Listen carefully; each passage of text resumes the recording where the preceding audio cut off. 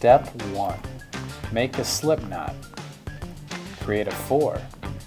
Using your middle left finger, pull the string through the loop.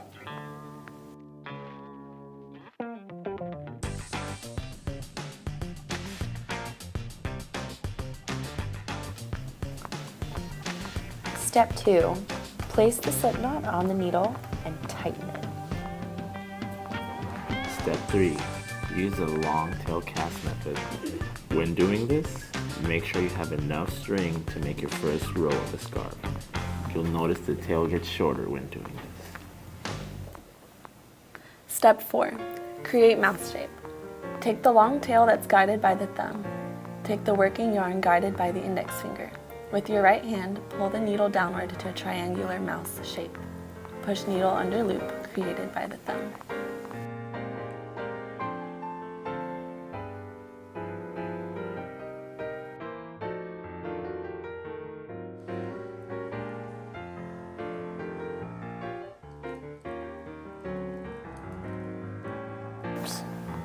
Hold needle with stitches in left hand.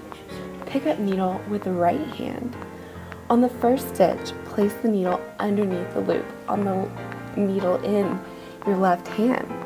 Pay attention to where the working yarn is.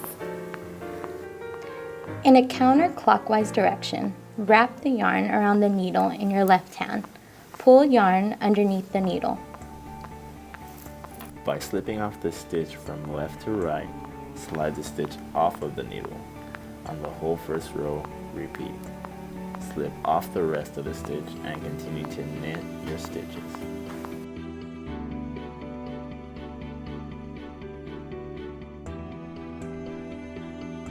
From the left hand needle and onto the right hand needle. Take the stitches you just knit on the right hand needle and place that needle back into your left hand. Continue this process. You're going to want to continue until the scarf is at your desired length.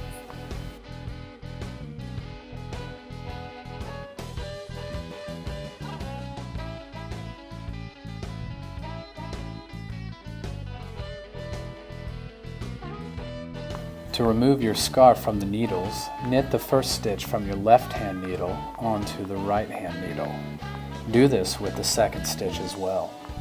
With the needle in your left hand, lift the first stitch you knit and, bringing it over the second stitch, slide it all the way off the needle.